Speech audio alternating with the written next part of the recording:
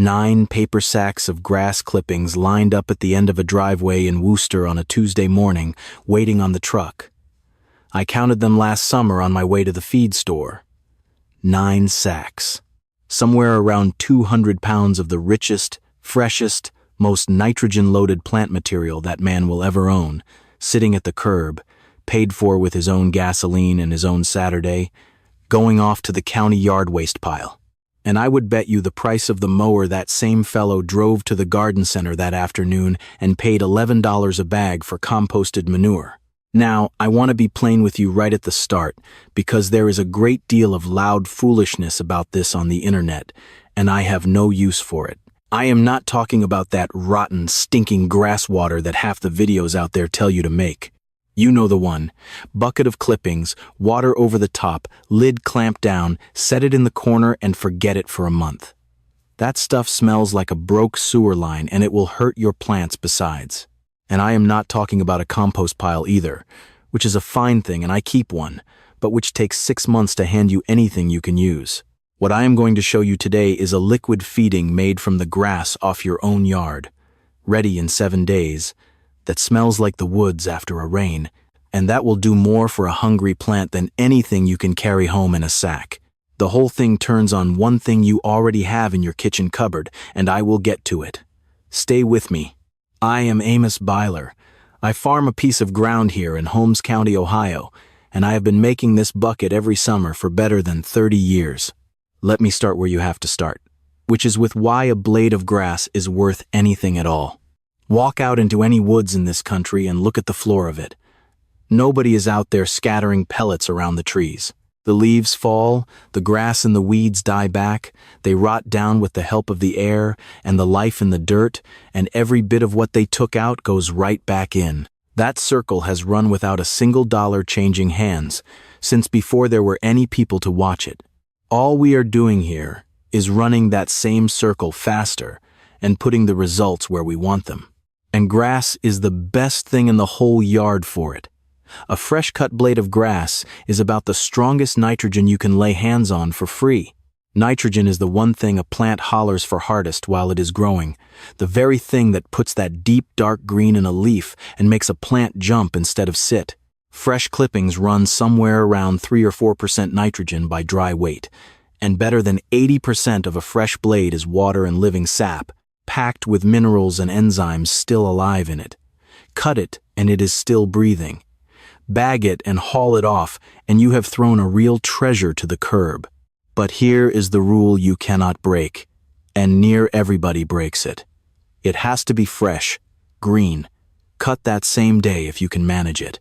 Grass that is laid in a pile until it went brown and strawy has lost the biggest part of its nitrogen already, and what is left is mostly just carbon and fiber.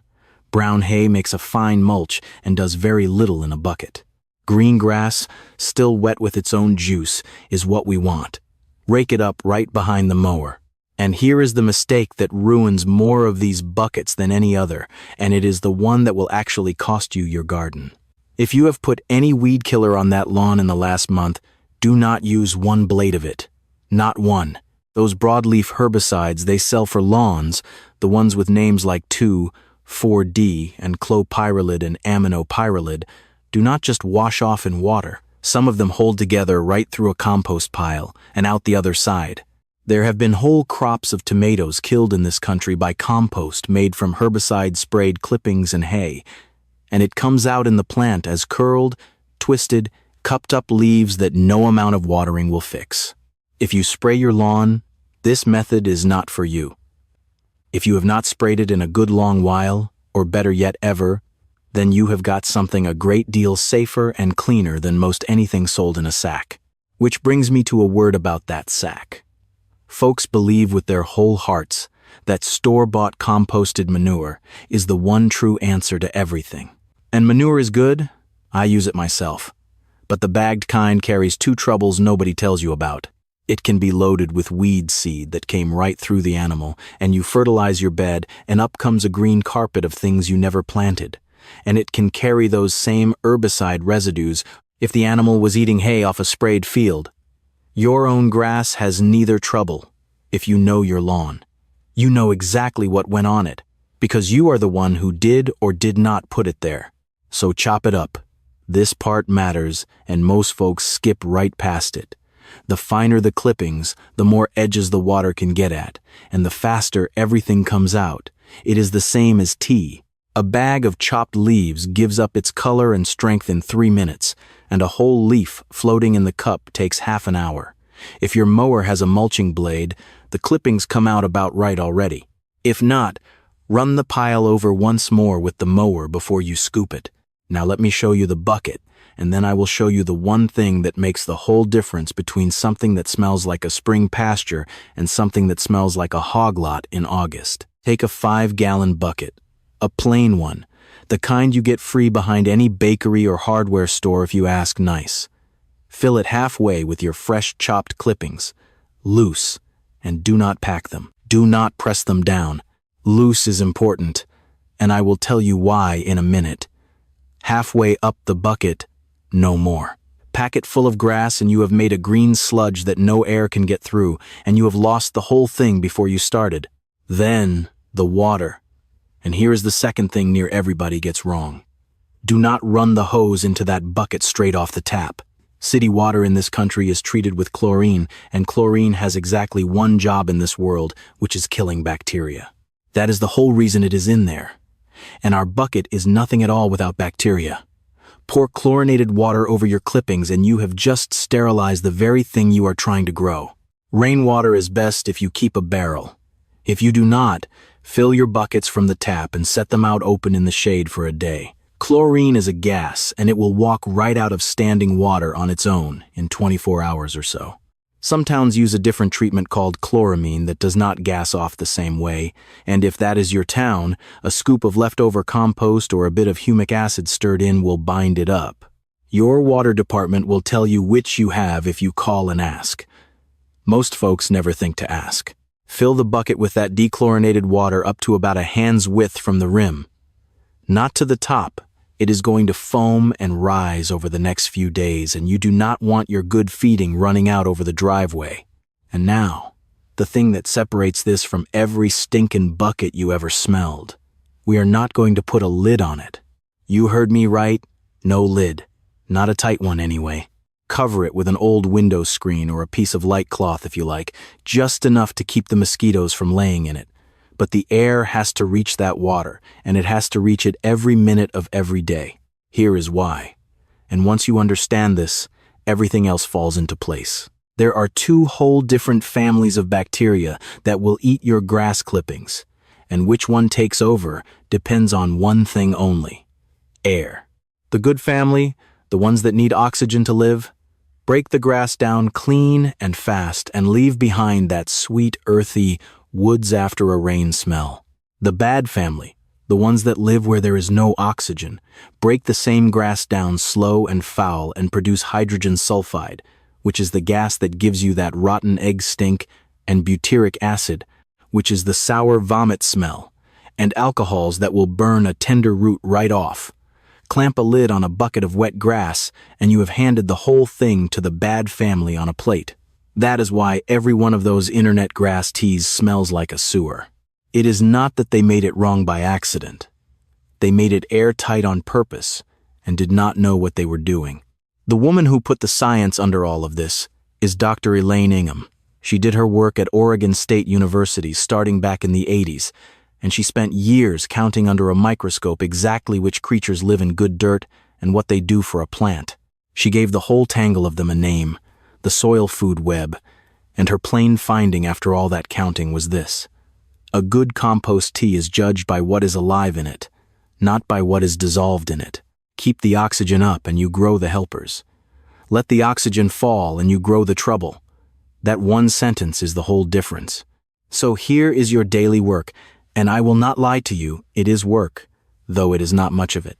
Twice a day, morning and toward evening, you take a long stick or a length of old pipe, and you stir that bucket hard. Not a polite little swirl. Hard. Make a whirlpool in it. Get the water climbing the sides and slapping back down.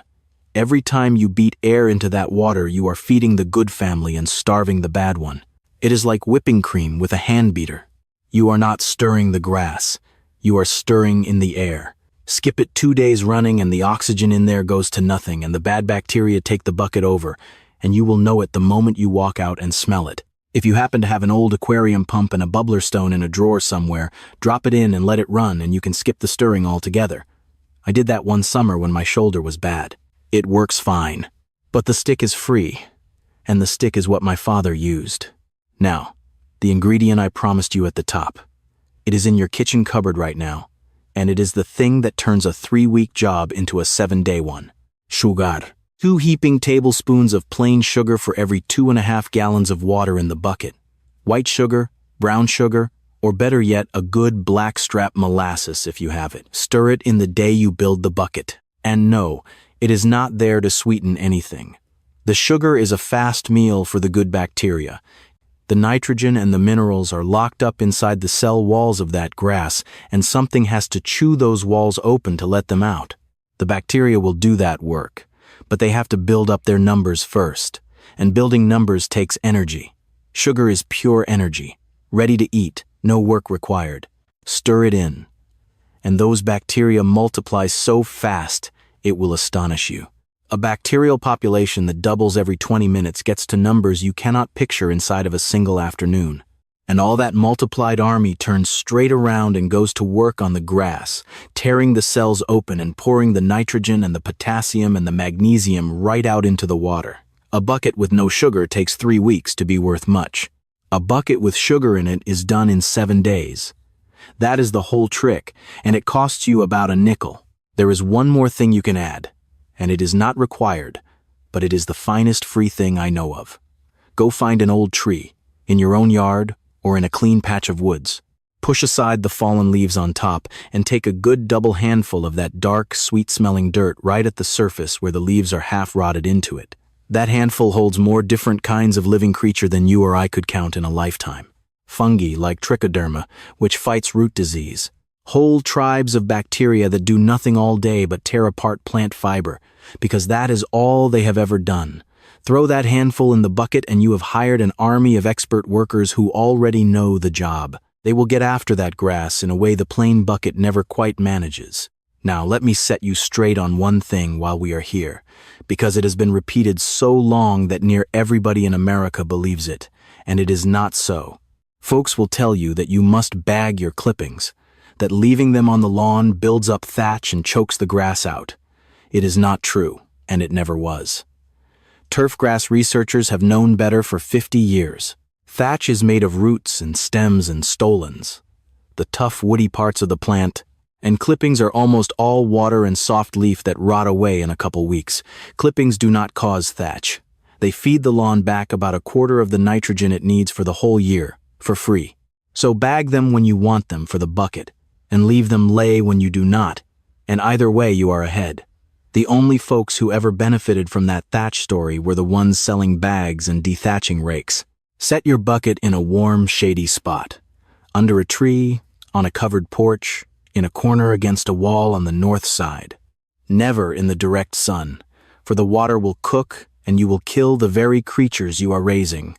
Warm shade and a little moving air. Treat that bucket like a pet for a week. It wants shade, and it wants your visit twice a day for its stirring. The first 3 days, the water goes from clear to a dark, cloudy green. That green is the juice coming out of the grass. And when you go to stir it of a morning, you will find a white or greenish foam standing on top, and folks panic at that foam and think the whole thing has spoiled. It is exactly the opposite. That foam is proof. It is the bacteria breathing, eating the sugar, working flat out. The smell at this stage is still just cut grass, maybe a little stronger, like standing in a hayfield at daybreak. Day 4 to 6 is when it really comes on. The bright green darkens down toward the color of weak coffee. The clippings that floated at the start lose their shape and start to sink toward the bottom, and that is your sign the cell walls have given way, and the nitrogen and the potassium and the magnesium have all migrated out of the leaf and into the water where you want them. Now put your nose to it. That is your whole laboratory right there. It ought to smell like wet earth after a thunderstorm, or a little sweet and yeasty like fresh bread dough or a silage pile. If it smells like a sewer, you let the oxygen fall. Stir it harder and more often, and it will most often come back around in a day or two. The seventh day, it is done. Strain it through an old colander or a worn-out cotton shirt into a clean bucket, and do not throw that leftover pulp in the trash. Spread it around the base of your fruit trees or over the top of your pots. It is still a fine mulch, and it will keep feeding for weeks. Then dilute it, and this is not optional. That concentrate is strong enough to burn the roots clean off a young plant. 1 part of your tea to 10 parts of clean, unchlorinated water. When you have got it right, it looks like a weak iced tea. Water it in at the base of the plant with a plain watering can and soak the ground good so it gets down to the roots. It goes to work in hours, not weeks. Or put it in a spray bottle and mist the leaves, early morning or late evening only, never in the noon sun, for the droplets will act like little magnifying glasses and burn the leaf. Give it to anything hungry for leaf. Lettuce, kale, chard, spinach, basil, all your greens will jump. Give it to young tomatoes and peppers while they are building their frame. But hold off once the tomato is loaded with fruit, for too much nitrogen then will send the plant back to growing leaves instead of finishing the tomatoes, and you will have a beautiful green bush with nothing on it. And keep it clear away from your cactus and your succulents, which come from poor dry ground and will rot on you if you feed them like that. Every couple of weeks for the hungry ones. Once a month for the big established plants. Watch them. They will tell you. Now I want to save you from the 5 mistakes that make folks give up on this after the first try. The first is using old brown grass. I know I said it once already, but it bears saying twice.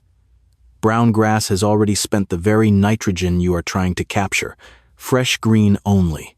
The second is putting a lid on the bucket. If you remember nothing else from today, remember that. Air is the whole secret. A covered bucket breeds the wrong kind of life. The third is thinking stronger is better. It is not. Folks pour the concentrate straight on their tomatoes because they think if a little is good, a lot will be better. They come back 2 days later with burned roots and drooping plants. Always dilute it. The fourth is trying to store it for months. This is a living brew, not a canned product. The very life that makes it valuable begins to fade once the food is gone and the oxygen runs low. Use it within a week or 2 after straining. Then make another bucket. Grass is free all summer long. And the fifth is forgetting that this is a supplement, not the whole diet. A hungry garden still needs good soil, compost when you have it, mulch, and steady water. This tea gives the plants a quick meal. It does not replace everything else. Now, every year somebody asks me whether this is as good as the blue crystals from the store. No. And yes, if all you mean is the laboratory number printed on the side of the bag, then no. A manufactured fertilizer can deliver a measured amount of nitrogen every single time, exactly the same from one bag to the next.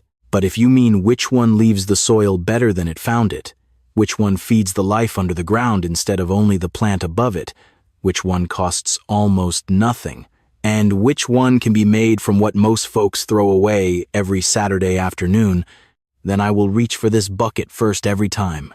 I have watched beans climb faster after one watering with this tea.